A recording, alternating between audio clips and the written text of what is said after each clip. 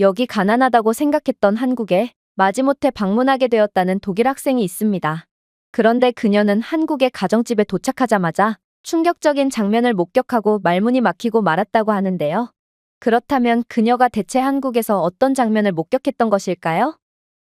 안녕하세요. 저는 독일 출신의 페트라라고 합니다.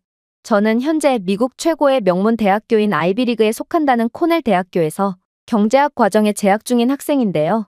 그런데 저는 최근에 제 인생을 송두리째 흔들어 놓을 정도로 충격적인 사건을 겪게 되었고, 이러한 사건의 중심에는 제가 평소에 꽤나 무시했던 한국이 있었기에 저는 이번 사건으로 겸손과 존경을 느끼며 그저 고개를 숙일 뿐이었습니다.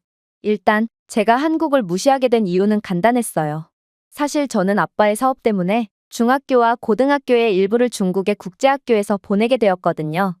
그런데 중국인들은 어찌나 한국을 비방해대던지 이들은 분명 한국산 제품을 없어서 못 살 정도로 애용하고 한국 문화에 거의 미쳐있는 듯 행동하면서도 꼭 한국은 찢어지게 가난한 후진국이고 한국은 그저 중국의 모든 것을 따라한 중국의 속국과 다름없는 국가라며 한국을 비하했거든요.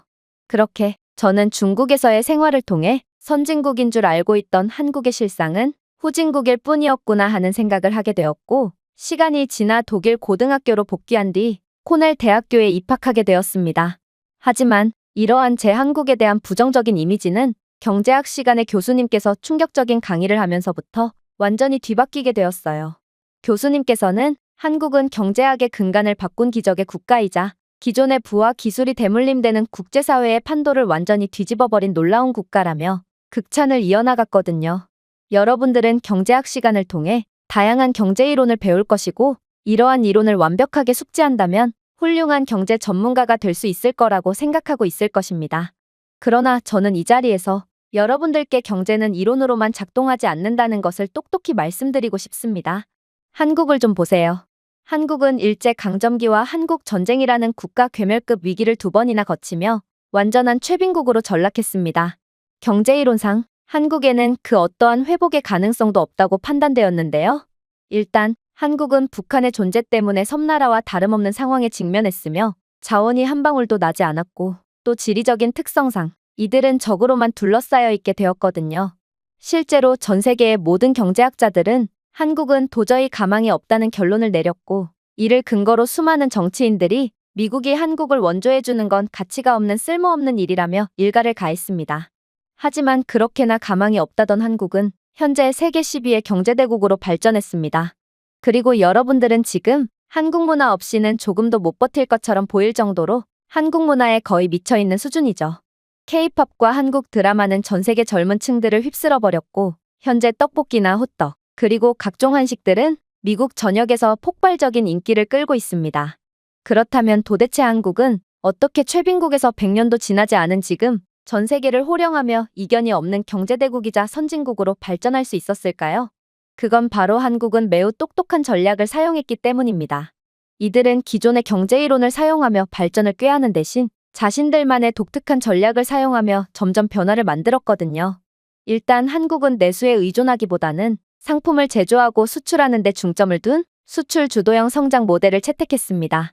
1960년대의 한국은 섬유와 경공업 등의 저부가 가치 제품 생산에 주력했지만 1980년대와 1990년대에는 자동차, 전자, 반도체 등 고부가 가치 수출로 전환할 수 있었죠. 결국 2022년 한국은 6,830억 달러의 수출액을 기록하며 세계 6위의 수출국으로 이름을 날리게 되었습니다. 이러한 수출 주도형 모델은 다른 나라들도 충분히 생각해낼 수 있지 않냐고요? 자, 한국의 진정한 놀라운 전략은 이제 시작일 뿐입니다. 한국은 가난한 상황임에도 교육을 최우선시하는 이론과는 전혀 들어맞지 않는 충격적인 전략을 사용하기 시작했거든요. 이건 정말 미친 결정이었습니다. 보통 교육에 대한 투자는 경제력이 어느 정도 뒷받침되어 주어야만 비로소 시작하는 것이 경제학적인 이론에 들어맞기 때문이죠. 하지만 한국은 이론을 초월하는 전략을 들고 나왔고, 이를 통해 한국은 점점 기적과도 같은 모습을 보여주기 시작합니다. 1980년대까지 한국은 거의 100%의 문해력을 달성했고, 오늘날 한국 청년의 80% 이상이 3차 학위를 보유하고 있으며 이는 OECD 국가 중 가장 높은 비율이거든요. 한국은 가난했을 때부터 계속해서 교육에 엄청난 자본을 투자했고, 결국 지금의 한국은 GDP의 약 4.5%를 교육에 지출하며 숙련된 노동자의 안정적인 공급을 보장하고 있는데요. 이는 한국의 더욱 빠른 산업화를 촉진했고 결국 한국은 전 세계적으로 유례없는 속도로 발전할 수 있던 것이죠. 물론 한국의 이러한 미친 전략은 아직도 한국밖에 못한다는 평가를 받고 있습니다. 당장 내일 먹을 식량도 없는데 교육에 대한 투자를 하다니 이건 도대체가 제정신이라고 볼 수 없는 전략이었거든요. 그러나 한국인들은 미래 세대를 위한 희생정신과 말도 안 되는 근면성실함이라는 강력한 무기를 가진 사람들이었습니다. 지금의 한국의 중장년 세대들은 자신은 굶어도 자식들만큼은 반드시 끼니를 챙겨주었을 뿐만 아니라 자식 교육을 위해 잠과 휴일까지 포기하면서 일만 한 결과 한국은 지금의 전례 없이 높은 교육 수준을 갖게 되었고 또 이러한 높은 수준의 노동자원은 한국을 최고의 경제대국으로 발전시킬 수 있던 것이죠. 물론 한국은 교육을 통해 가장 큰 수혜를 입은 국가답게 끝까지 방심하지 않고 교육에 막대한 투자를 하며 큰 이익을 얻고 있습니다. 한국은 GDP의 4.8%를 연구 개발에 지출하는 국가고 이는 세계에서 가장 높은 비율이거든요. 현재 삼성과 SK 하이닉스의 반도체와 현대의 전기차 기술이 세계 최고의 자리를 계속해서 유지하고 있는 이유도 이러한 연구 개발에 대한 투자를 통해 계속해서 훌륭한 인재가 배출되기 때문인 것입니다. 한국은 블룸버그 혁신 지수에서 특허 활동, 첨단 기술 밀도, 제조 부가가치 면에서 1위를 차지하고 있고 이는 한국의 찬란한 미래를 계속해서 밝히고 있는데요. 이러한 한국의 성공은 한국은 이론을 따르지 않고 자신들의 상황에 맞는 독자적인 전략을 세운 덕분이라고 할 수 있으며 여러분들은 한국의 성공에서 이론만을 너무 고집한다면 절대로 성공할 수 없음을 깨달아야 할 것입니다. 저는 교수님의 강의에 큰 충격을 받을 수밖에 없었습니다. 이건 한국은 너무 가난해서 아직도 서울 한복판에서는 인력거가 사방팔방에서 보이고 한국은 제대로 된 도로 인프라조차 없어서 아직도 마차를 이용한다는 중국인들의 주장과는 정반대되는 상황이었거든요. 그러나 교수님은 제가 충격에서 다시 빠져나올 시간조차 주지 않고 더욱 놀라운 강의를 이어나가셨죠. 이러한 한국의 성공에 전 세계 개발도상국들은 너도나도 한국의 성장 모델을 따라하기 시작합니다. 실제로 베트남은 농업 경제에서 산업 강국으로 전환하는 과정에서 한국과 유사한 모델을 따르는 것으로 자주 언급되어 왔죠. 베트남은 제조업에 집중하여 한국의 수출주도 전략을 채택했거든요. 그 결과 2022년 베트남의 수출액은 3,720억 달러에 달하여 전자, 섬유, 신발 분야에서 세계 최고의 수출국 중 하나가 되었습니다. 이러한 베트남의 발전에는 한국이 큰 기여를 하기도 했죠. 삼성은 베트남에 180억 달러를 투자하여 전 세계 스마트폰의 50% 이상을 생산하고 있을 뿐더러 현대로템과 같은 기업들은 베트남의 도시교통 프로젝트를 지원하여 출퇴근 시간을 크게 단축하고 연결성을 개선했거든요. 또한 현재 베트남 정부는 한국이 그랬던 것처럼 기술 교육에 많은 투자를 했으며 1970년대 한국과 마찬가지로 고등교육을 받는 학생의 40%가 공학을 공부하도록 여러 지원금과 장학금을 보장하고 있습니다.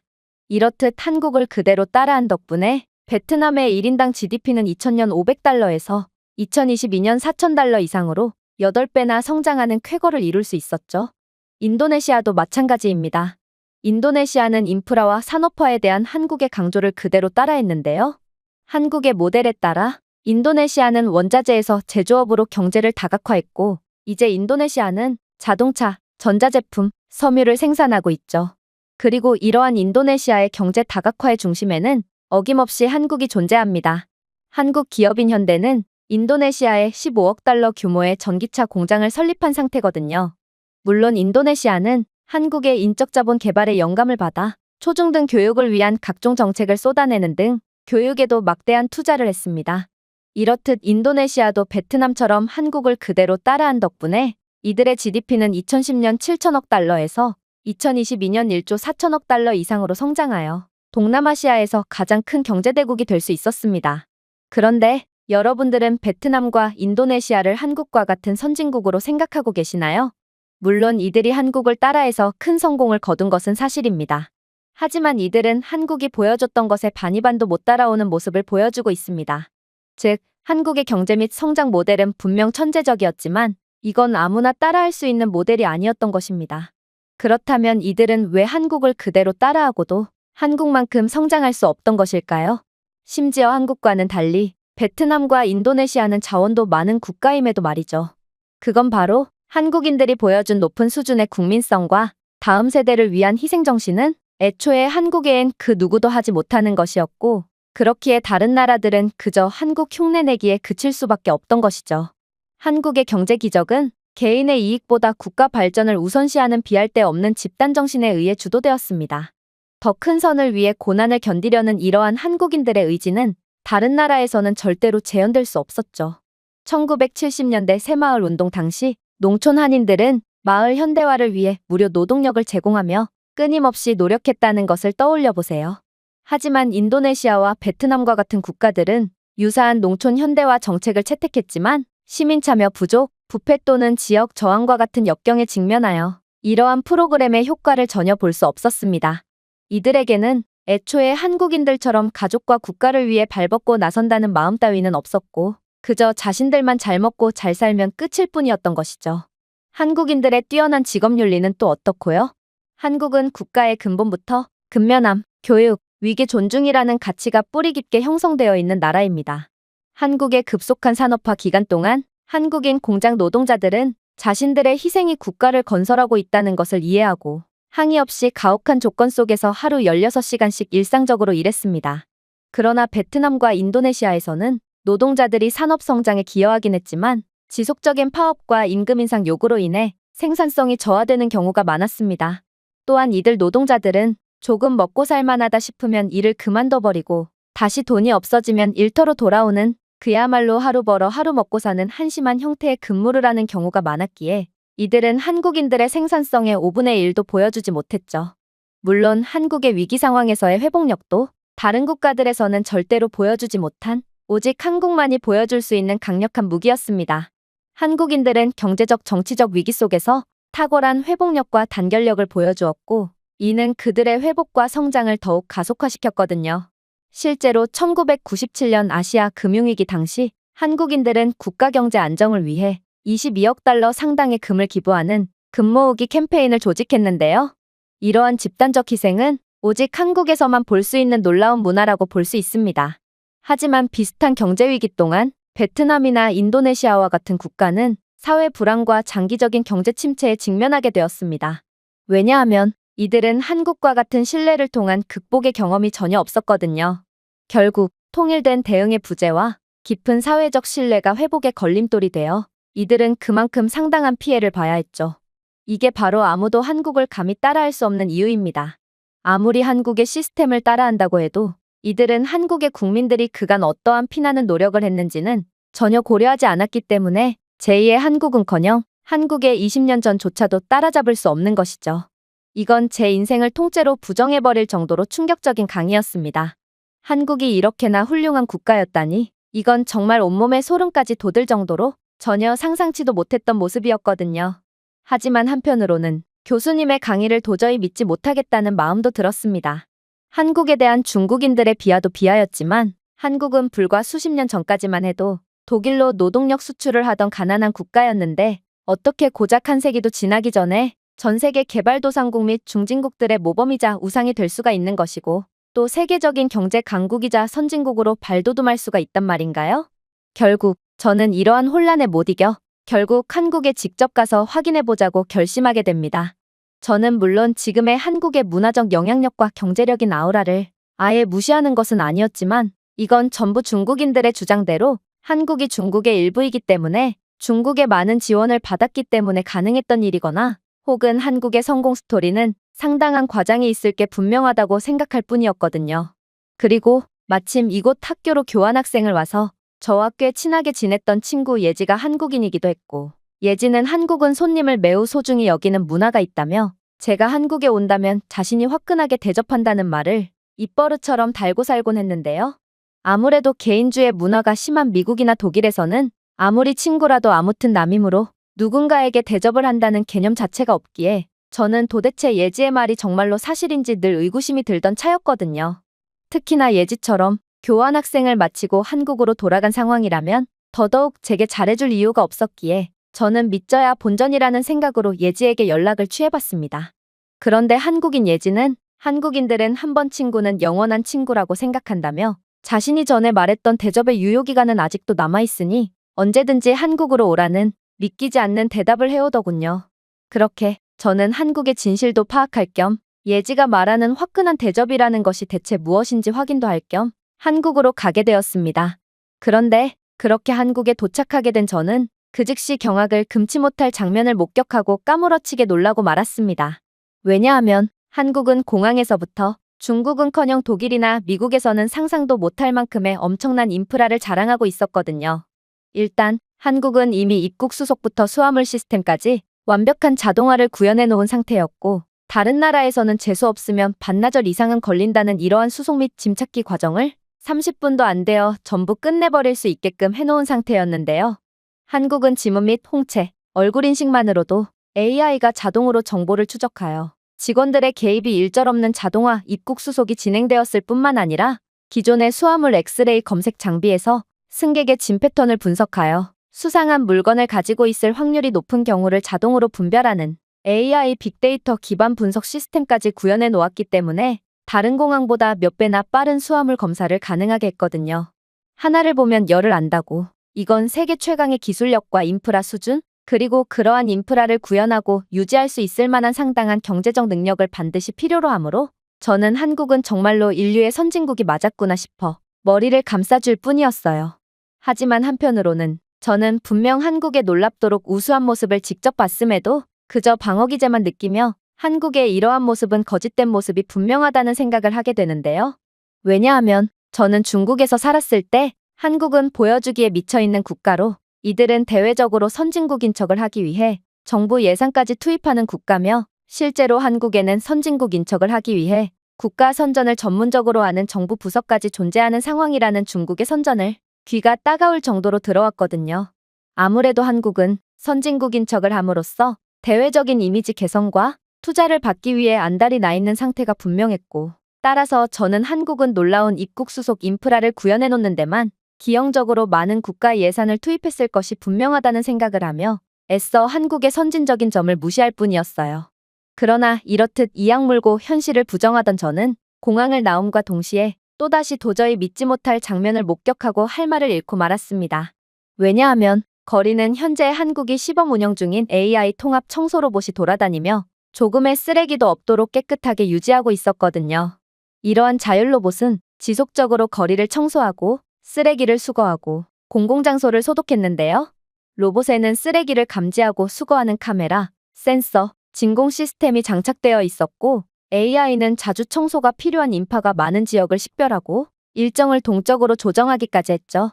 실제로 청소 로봇은 번화한 도시 광장에서 엎질러진 음식물, 더러워진 표면 등을 진공청소기로 청소하여 몇 분 안에 해당 구역이 얼룩지지 않도록 했는데요. 이러한 청소 로봇은 한국이 자체 개발하여 시범 운영 중인 상황이라고 했고, 효율성이 입증된다면 곧 전국적으로 청소 로봇을 확대할 계획이라고 하더군요. 저는 벌써부터 이러한 최첨단 무인 인프라를 통해 모든 시민들에게 혜택을 주는 한국의 모습에 정말 까무러칠 정도로 놀라고 말았습니다.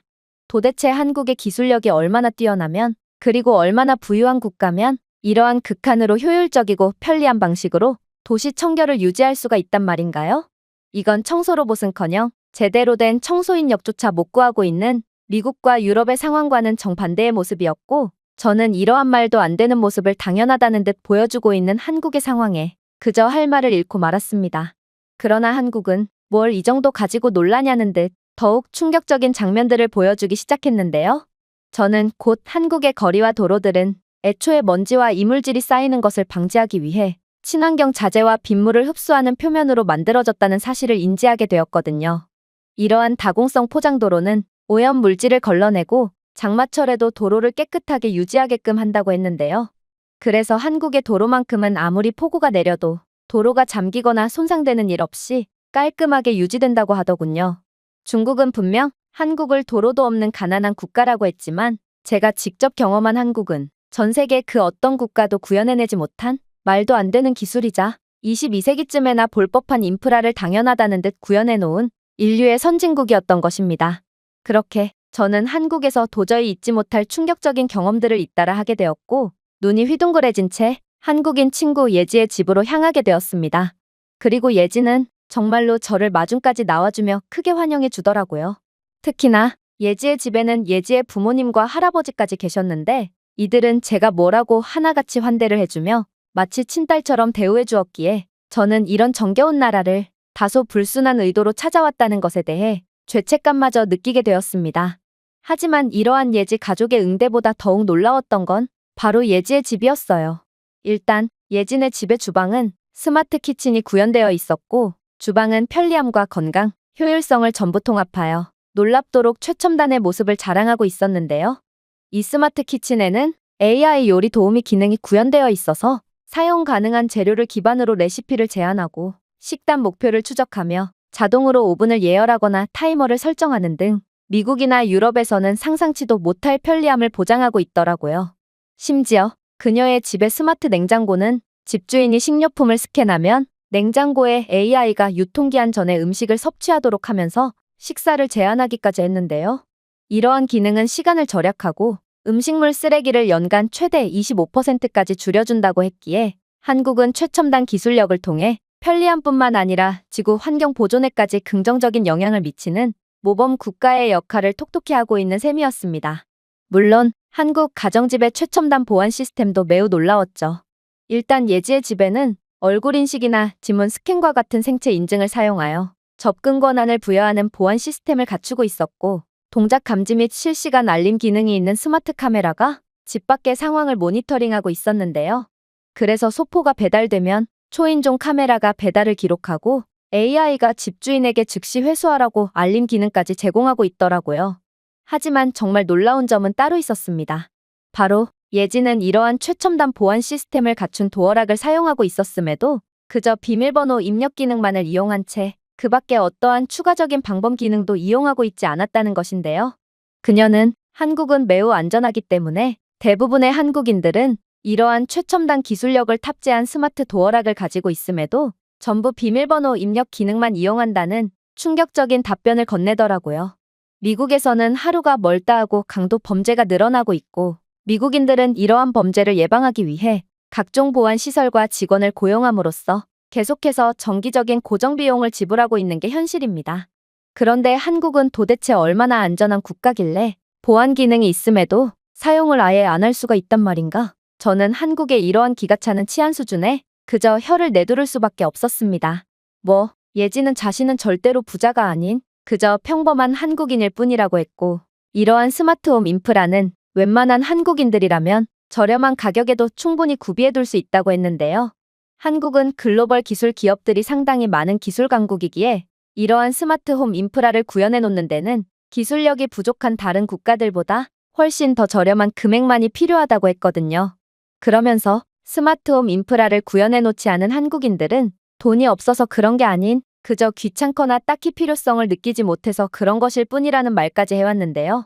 미국에서는 부자들조차 이러한 스마트홈 인프라는 꿈도 못 꾸고 있다는 점을 고려한다면 저는 한국이라는 나라가 얼마나 선진국인지를 깨달을 수 있었고 한국은 아직까지도 과소평가된 인류의 경제대국이라는 사실을 여실히 느끼게 되었죠.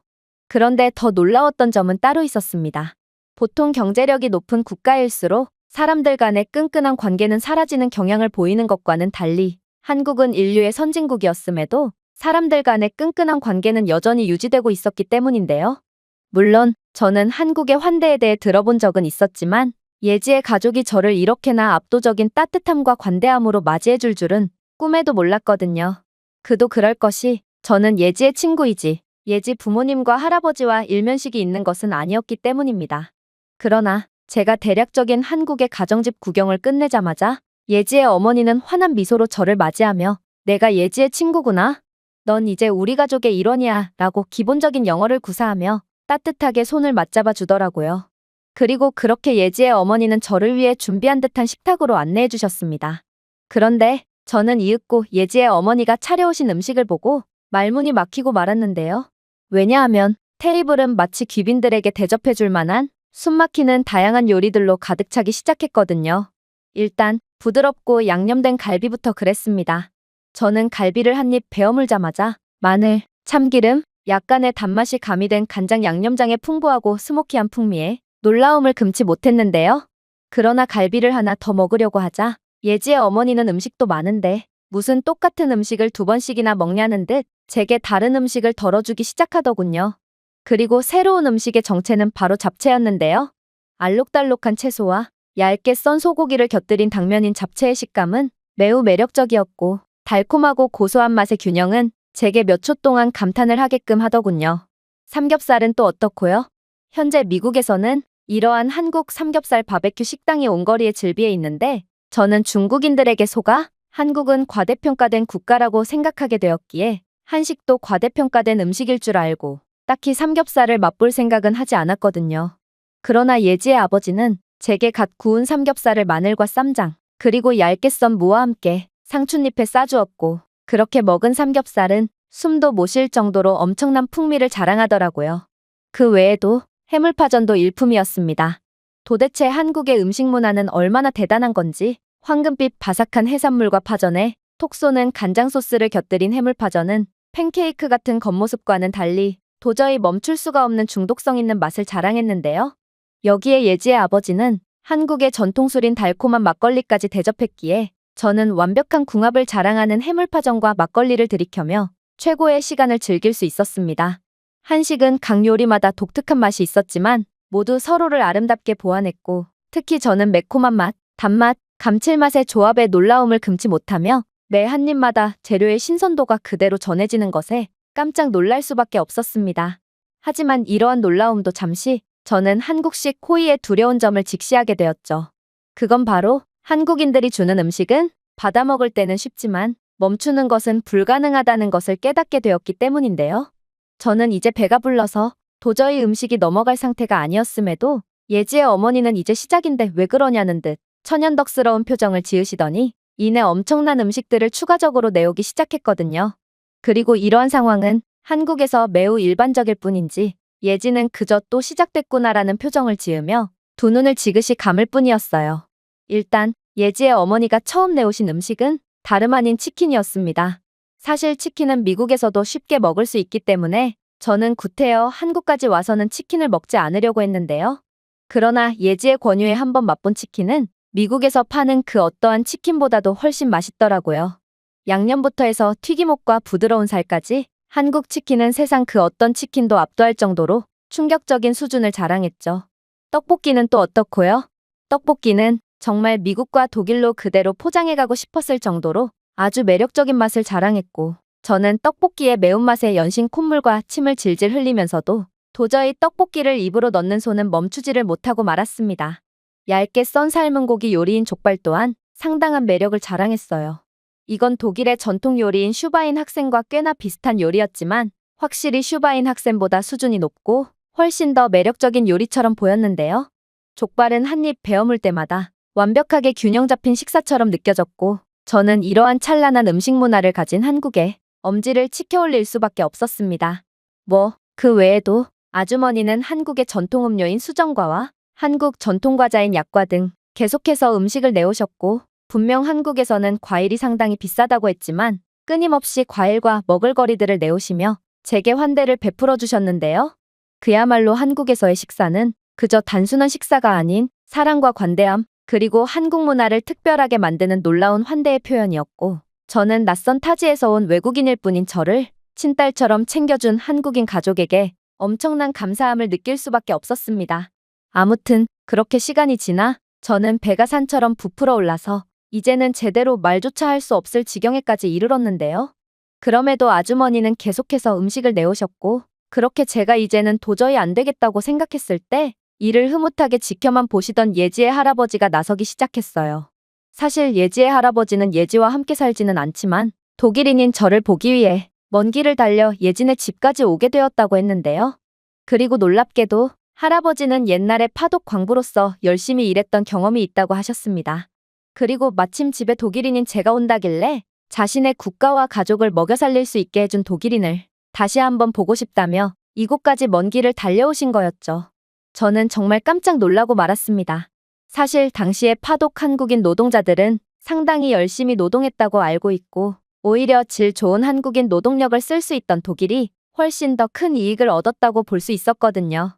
그런데 한국인들은 자신들에게 기회를 준 독일에 지금도 감사하고 있는 놀라운 모습을 보이고 있다니 저는 이런 한국인들의 높은 수준에 감탄을 할 수밖에 없었습니다.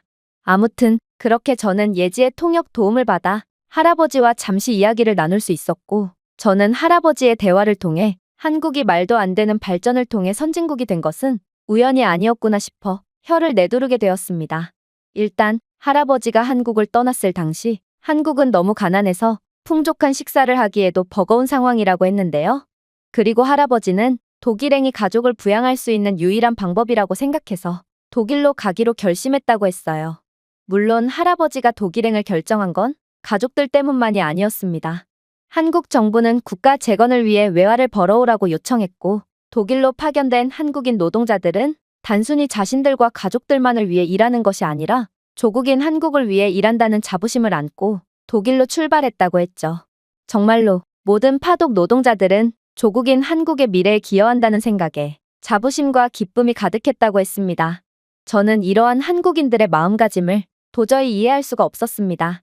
미국이나 독일 같은 극심한 개인주의에 찌든 국가들에서는 국가는커녕 자신의 이익을 위해 가족마저 저버리는 경우가 흔한데, 어떻게 한국인들은 국가를 위해 한 몸을 희생하는 선택을 할 수 있단 말인가요? 특히나 할아버지의 다음 말은 더더욱 충격적이었습니다. 작업은 몹시 힘들었고 광산은 깊고 어두웠으며 공기는 석탄가루로 가득 차 있었기에 제대로 앞을 볼 수조차 없었다고 했는데요. 그러나 한국인 노동자들은 지하에서 12시간 교대로 석탄을 망치로 두드리고 삽질하며 일했고, 광산 붕괴와 부상이 흔한 조건 하에서도 목숨을 걸고 가족과 국가를 위해 일했다고 했습니다.